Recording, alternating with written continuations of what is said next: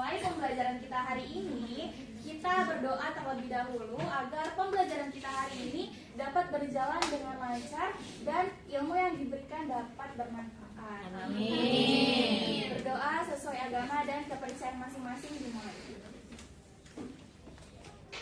Berdoa selesai. Sebelum kita mulai pembelajaran, Ibu mau cek absensi kehadiran dulu. Di sini ada Aprizal, hadir? Hadir. Berliana, hadir. Dinda Kartika, hadir. Salma, Hadir Ibu. oke, semuanya hadir ya. Terima kasih untuk anak-anak yang sudah hadir hari ini. Oke, sebelum juga kita mulai pembelajaran, Ibu mau bertanya terlebih dahulu nih. Jika kalian adalah seorang akuntan di sebuah perusahaan, kemudian kalian menemukan kesalahan di laporan keuangan perusahaan tersebut, akan tetapi atasan kalian menyuruh kalian diam saja. Kalian pilih ya, kalian diam saja sesuai arahan dari atasan atau kalian jujur walaupun ada resiko. Berarti kalian lebih memilih jujur dan bertanggung jawab daripada diam saja sesuai arahan atasan kalian. Betul. Nah, dari pilihan kalian tadi itu merupakan pilihan yang biasanya di dunia kerja itu sering terjadi. Nah, maka dari itu kita akan masuk ke dalam materi kita, yaitu materi etika profesi. Tujuan pembelajaran kita hari ini yaitu agar kalian mengerti dalam menjelaskan pengertian etika profesi akuntansi dengan bahasa sendiri, kemudian agar kalian bisa mengidentifikasi dan menjelaskan 5 etika akuntan profesional menurut ISBA Code of Ethics. Kemudian agar kalian bisa menganalisis kasus nyata pelanggaran etika akuntansi dan dampaknya terhadap publik. Sebelum kalian memasuki pembelajaran lagi nih, biar kalian semangat, kita akan ada ice breaking terlebih dahulu. Oke, di sini ice breakingnya adalah permainan tepuk. Jadi kalau Ibu bilang tepuk pagi, kalian tepuk 1 kali. Coba. Kalau Ibu bilang tepuk siang, kalian tepuk 2 kali. Kalau Ibu bilang tepuk malam, kalian tepuk guys tepuk. Oke, kita tes ombak dulu ya. Tepuk pagi, malam.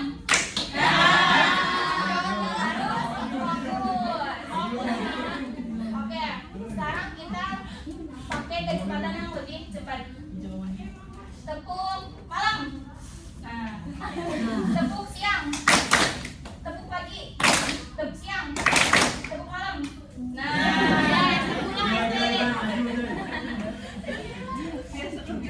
oke, sekali lagi ya kita. Tepuk malam. Tepuk siang. Tepuk pagi. Tepuk siang. Tepuk pagi. Tepuk malam. Tepuk siang. Tepuk malam.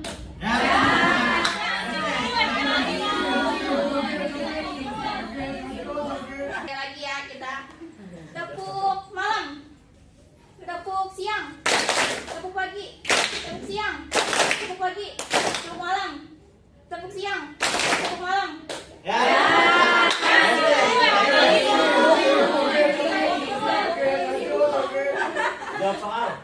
Oke, sekarang mungkin udah pada semangat nih ya. Sekarang kita lanjut ke ice breaking yang selanjutnya. Jadi di sini Ibu akan membagikan satu kertas kecil ke kalian. Nanti kertas yang kalian dapatkan kalian keep, jangan sampai teman depan atau samping kalian tuh melihat, pokoknya kalian rahasiain. Mungkin boleh Bu Priti dan Ibu Mumtaz dibagikan. Oke, udah pada dapat semua? Udah. Oke, boleh dibuka. Wow. Oke.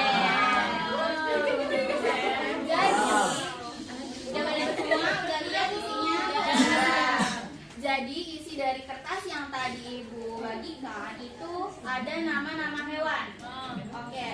Dari nama-nama hewan yang kalian dapatkan, nanti kalian mencari teman sekelompok kalian yang hewannya sama. Cuman akan tapi ada tapi. Kalian harus mencari teman kalian bukan dengan menyebut nama hewannya, tapi menirukan suara dari hewan tersebut.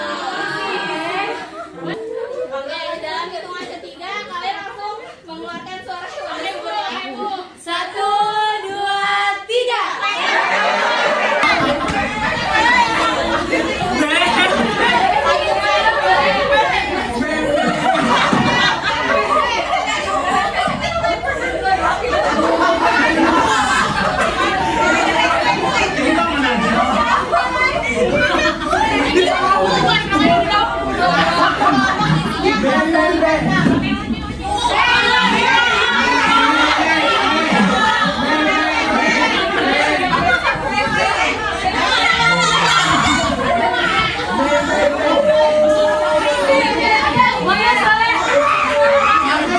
pada duduk rapi? Sudah. Udah pada semangat belajar? Kita langsung masuk ke materi pembelajaran utama kita. Mungkin boleh dilanjutkan dengan Ibu Priti. Terima kasih Bu Nisa. Oke. Selamat siang semuanya. Oke, apa kabarnya hari ini? Hari ini kita sudah disampaikan oleh Bu Nisa, tadi sudah bermain game, sudah berbuat kelompok. Hari ini kita mau belajar apa nih? Boleh dibaca sama-sama? 1, 2, 3. Prinsip etika profesi akuntansi. Oke, prinsip etika profesi akuntansi. Sebelumnya di sini mau mulai, siapa di sini yang punya prinsip hidup? Prinsip hidup ya? Punya semuanya kan? Ya nggak mungkin nggak punya. Nah, menurut kalian kira-kira apa bedanya prinsip sama peraturan? Nah, beda ya, prinsip sama peraturan kira-kira ada bedanya nggak sih? Dan kira-kira apa bedanya? Ada yang berani? Boleh. Oh, ada dua, oke.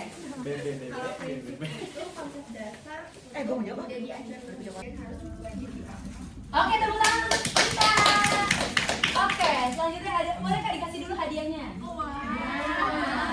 Oke, dari Ibu Nadia dulu ya, Nadia. Boleh Ibu Nadia?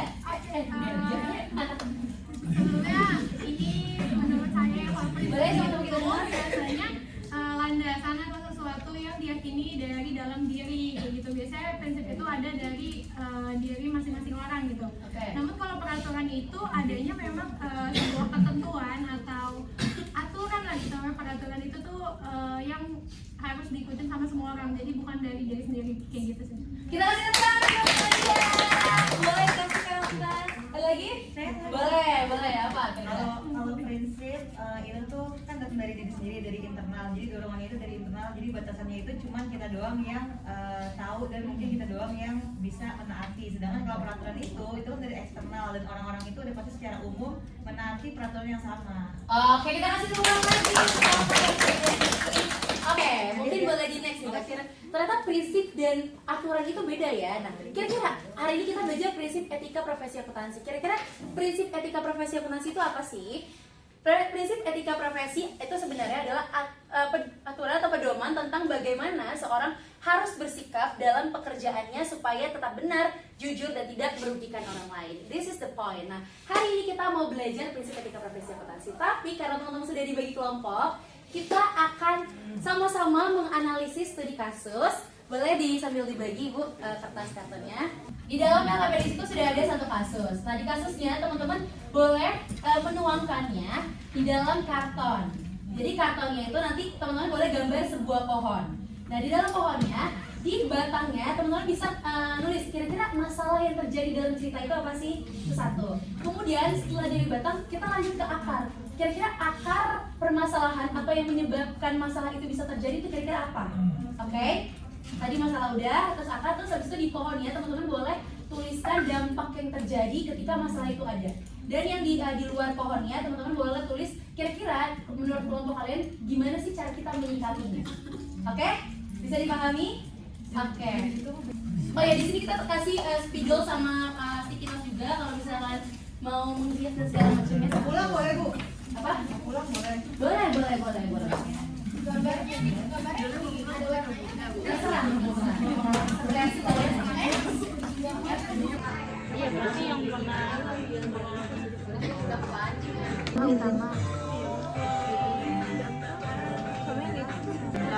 Dede Bu. Nah. Terjadi demi goblok. Udah tahu. Enggak ada urusan, enggak ada. Tapi gue nggak mau nulis ya. Aku tahu. Ya, itu jadi satu faktor apa penyebab. Alhamdulillah ya Allah. Boleh ya, Bu.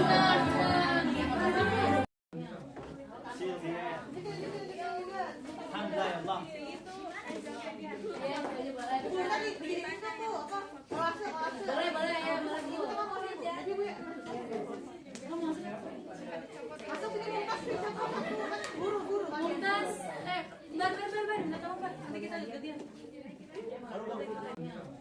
Alhamdulillah ya Allah.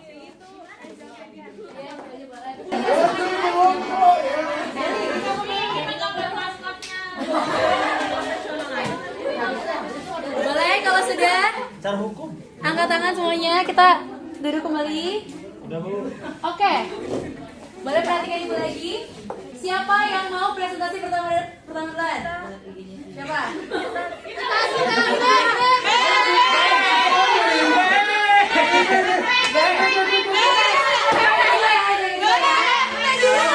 Gimana ya? 1, 2, 3. Oke, kita presentasi dari Om B dulu. Boleh B, dibaca ya sinopsisnya. Belum baca kan?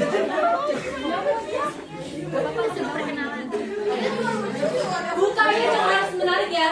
Harus ada yang bukanya yang menarik. Gak banyak mau.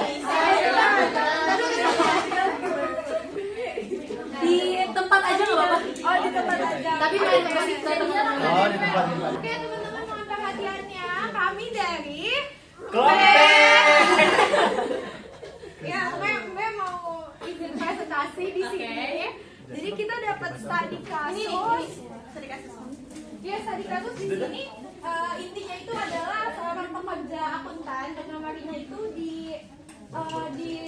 baru kerja gitu ya, masuk perusahaan, terus disuruh atasannya untuk memanipulasi laporan keuangannya gitu, suruh naikin laba supaya dilihat sama eksternal ataupun orang lain gitu ya, itu perusahaannya itu bagus gitu. Iya, nah ini kita udah menganalisis lewat pohon. Jadi yang pertama itu untuk identifikasi masalah dari kasus ini. Boleh siapa mau jelasin? Yang ada di bagian batang.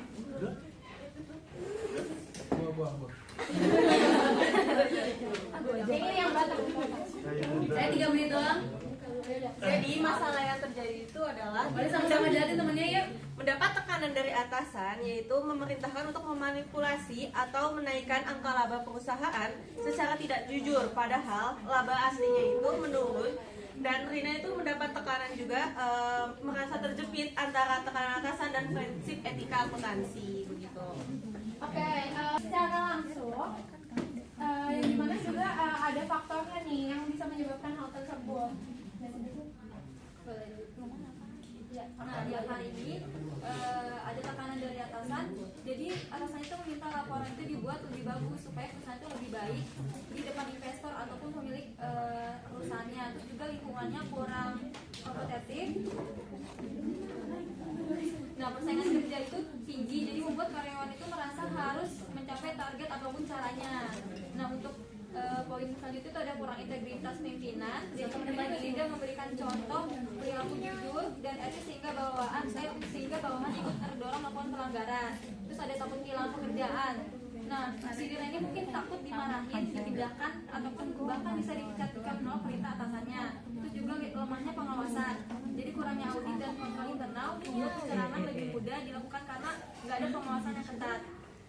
Terus penyebab langsung itu perintah itu untuk menyelesaikan angka menjadi pemicu utama manipulasi laporan keuangan. Oke, nah tadi kan udah dibahas faktor-faktornya. Sekarang dampak dari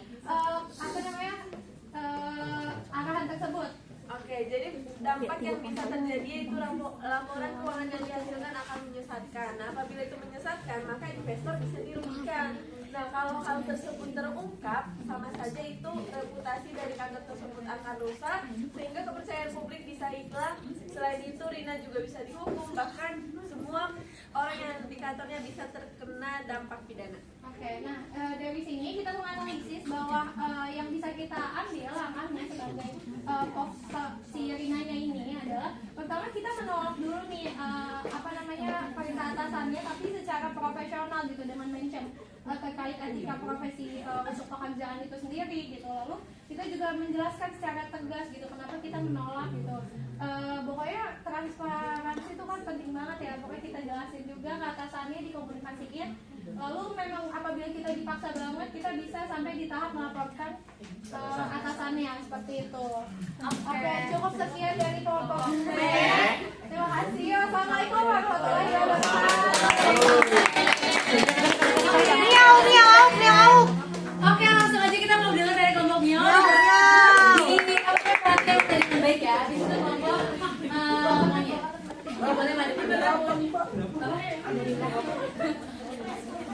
Oke, mungkin teman-teman boleh sama-sama diperhatikan dulu, jangan sibuk sama kerjaan masing-masing. Oke teman-teman, jadi di sini aku pantun dulu ya. Nanti kalau misalkan kalau saya pantun kalian bilang apa? Terima kasih. Visi suaranya bilang apa? Cakep. Jalan-jalan ke kota Blitar. Cakep. Jangan lupa beli bakpia. Artinya. Kami datang ingin belajar. Perkenalkan kami dari kelompok Mia. Oke, silakan ya. Oke, jadi pertama Kasusnya. ini untuk kasusnya. Tentang apa? Oke, jadi di sini ada kasus bahwa Sinta itu seorang akuntan muda yang baru aja mendapatkan klien besar nih untuk pertama kalinya bagi Sinta. Nah, klien ini meminta Sinta untuk menyusun laporan keuangan yang sangat kompleks, termasuk ada aspek perpajakan. Nah, Sinta ini merasa ada peluang besar untuk mengembangkan karirnya. Namun dalam proses pengerjaan, Sinta mulai kesulitan, jadinya tidak memahami. Jadi tidak sepenuhnya memahami beberapa aturan. Nah, beberapa waktu kemudian, laporan yang disusun Sinta ini ternyata mengandung kesalahan dan merugikan kliennya. Jadi Sinta merasa menyesal, tapi dia juga sadar bahwa keputusan awalnya mungkin menjadi penyebab dari semua ini. Nah, berikut ada struktur yang menggambarkan permasalahan dari Sinta. Oke, jadi di akar permasalahannya ini Sinta itu menerima pelajaran di luar kemampuan. Terus dia tidak segera meminta bantuan atau dia itu juga meningkatkan pemahaman tersebut. Selanjutnya untuk masalah utamanya yaitu adalah kurangnya profesionalisme dan tanggung jawab etika profesi dalam menjalankan pekerjaan akuntansi. Nah, dari permasalahan tadi tentunya ada dampak dong yang dihasilkan. Yang pertama itu tentunya menurunnya kepercayaan klien karena Sinta ini juga merugikan klien kan, karena laporan keuangan yang dia kasih ke klien itu tentunya punya kesalahan signifikan karena dia tidak langsung membenarkan. Nah, otomatis ketika dia udah merugikan klien, udah menurunkan kepercayaan klien kepada dia, otomatis reputasinya dia sebagai seorang akuntan juga akan menurun.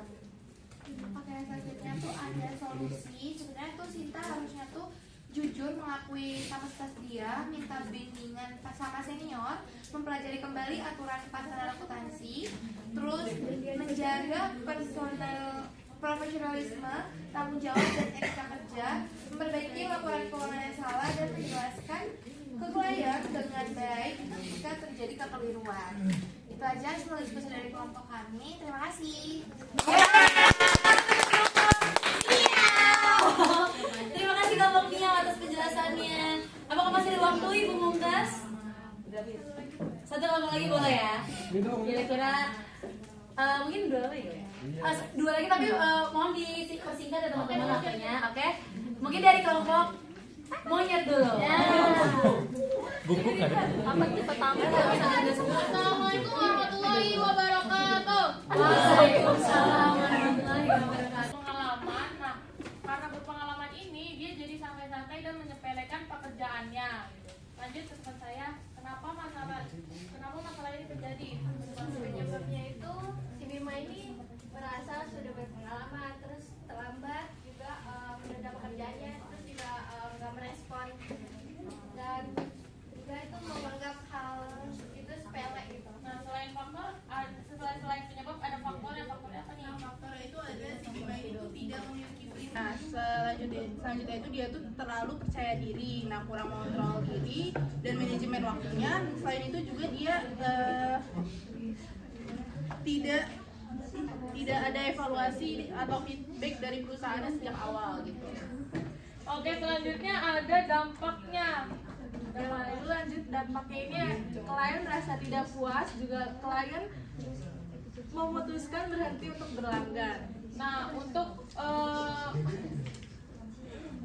menyelesaikan ketika kita menjadi Bima, apa langkah yang akan kita ambil nih? Pertama, ketika kita sudah namanya jelek nih, terus tidak punya prinsip, maka kita harus pertama memiliki prinsip agar kedepannya itu bisa enak gitu. Terus mengembalikan kepercayaan perusahaan dan juga klien, terus dan belajar dari kesalahan. Jadi Sekian dari kelompok semua. Wassalamualaikum warahmatullahi wabarakatuh. Waalaikumsalam. Karena tadi teman-teman sudah membahas ada Bima tadi. Doni, siapa yang dapat Doni? Doni siapa Doni? Beda. Ya, dan tentunya tanpa teman-teman sadari itu merupakan salah satu pelanggaran dari prinsip etika profesi. Nah, sebenarnya apa sih prinsip etika profesi? Nah, selanjutnya supaya kita lebih tahu lebih dalam dan penjelasan lebih dalam, kita akan mendengarkan penjelasan dari Ibu Mumtaz. Kita kasih tepuk tangan untuk Ibu Mumtaz. Disinggung ya, dan ditanyain oleh Ibu Priti, apa sih perbedaan peraturan sama etika?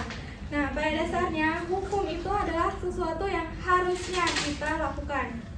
Sifatnya adalah hitam di atas putih, biasanya ditulis ya. Dan hukum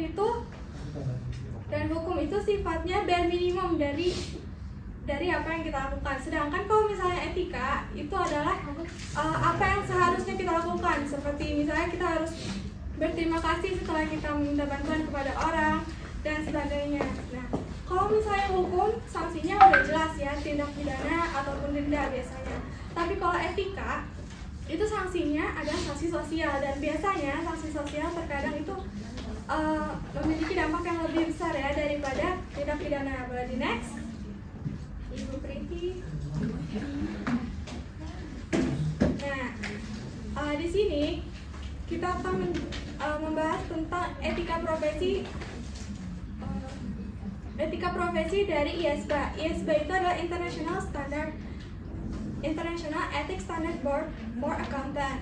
Nah, ada 5 prinsip utama yang ada dari etika profesi ini. Yang pertama ada integritas, yang kedua ada objektivitas, yang ketiga adalah kompetensi dan kehati-hatian, yang keempat adalah kerahasiaan, dan yang terakhir adalah perilaku profesional. Nah, semua komponen ini adalah analisis kasus yang kalian bahas tadi ya, dan selama penjelasannya nanti kita akan bahas satu persatu. Boleh di next. Nah, yang pertama ada integritas. Integritas itu pada dasarnya kata sederhananya adalah kita bertindak jujur, ya, jujur dalam keadaan apapun dan bertindak lurus, walaupun kita dilihat oleh semua orang ataupun saat kita tidak terlihat. Jadi misalnya atasan kalian menekan kalian untuk berbuat semena-mena saat tidak terlihat oleh semua orang. Kalian sebagai akuntan yang profesional itu harus menolak dengan tegas. Bakalan susah memang, tapi itulah yang disebut sebagai profesionalisme. Oke, boleh next. Yang kedua ada objektivitas, di mana sebagai seorang akuntan kita tuh nggak boleh bias terhadap pekerjaan kita. Kita harus bersifat netral atas segala pekerjaan atau task yang kita lakukan. Misalnya kalau misalnya ada seorang akuntan yang melakukan pekerjaan terhadap perusahaan kerabatnya atau keluarganya ya, itu sebenarnya termasuk pelanggaran objektivitas. Berarti next. Yang ketiga adalah kompetensi dan kehati-hatian. Di sini sebagai seorang akuntan kan sebelum kita bekerja kita harus mendapatkan sertifikasi awal ya. Dan sertifikasi awal itu nggak berhenti di situ aja. Kita harus terus mengasah kemampuan kita baik dari pelatihan ataupun bootcamp atau sebagainya. Karena kita itu profesi yang bersinggungan dengan regulasi, di mana regulasi tersebut selalu berubah-ubah ya setiap waktu, baik dari perubahan atau penyesuaian standar ataupun kebijakan yang dibuat. Boleh di next. Nah, yang keempat ada kerahasiaan, di mana kita sebagai akuntan harus menjaga data klien atau pekerjaan kita seakan itu nyawa kita. Oke? Jadi kita nggak boleh tuh gosip di warung ya tentang pekerjaan kita. Tapi ada pengecualiannya. Kalau misalnya kita bersinggungan dengan hak atau kewajiban hukum, misalnya lembaga OJK minta data dari perusahaan yang sedang kita ampuh, itu boleh kita ungkapkan datanya karena itu bersinggungan dengan hukum. Boleh di next. Dan yang terakhir ada perilaku profesional, di mana satu aja titik noda di seragam kita akan menyebar ke seluruh seragam kita. Jadi sebagai akuntan kita tuh nggak boleh melakukan perilaku yang yang mendiskreditkan profesi akuntan. Di sini ada kasus misalnya seorang akuntan yang memanipulasi pajak. Walaupun hanya seorang akuntan yang memanipulasi, tapi itu akan berdampak pada reputasi KAP atau perusahaan yang memperkerjakan dia. Dan setelah reputasi tersebut hancur, itu akan memecah atau menurunkan kepercayaan publik terhadap seluruh profesi. Tadi kan kalian udah menganalisis kasus ya. Sekarang ibu mau nanya, kalau misalnya kasus tadi yang kalian analisis itu, menurut kalian apa sih prinsip yang dilanggar? Boleh dari kelompok yang kesini. Prinsip yang dilanggar kayaknya itu tentang integritas, kejujuran. Subjek kalian siapa? Sinta. Oke, sebenarnya itu kompetensi ya, kompetensi seorang akuntan ya. Boleh? Ada lagi yang mau jawab?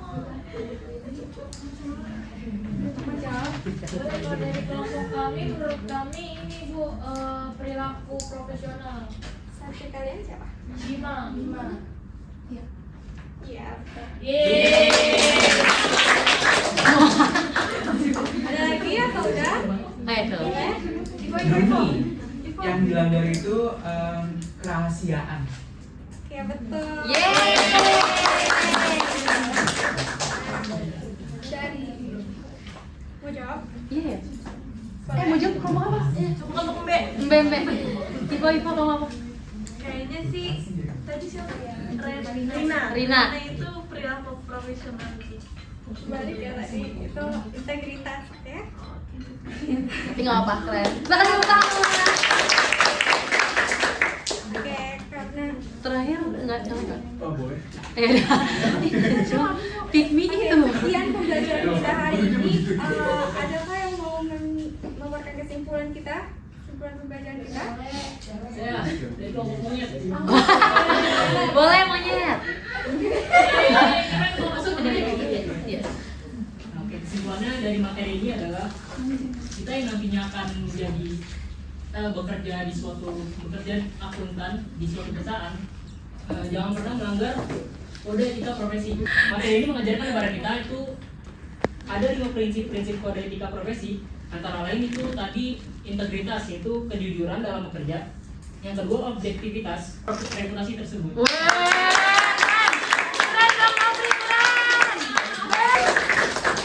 Berarti dapat ditarik kesimpulannya kalau kita sebagai akuntan itu tidak hanya butuh skill, tapi kita juga butuh attitude agar kita menjadi akuntan yang profesional. Baik, sekian pembelajaran kita pada hari ini.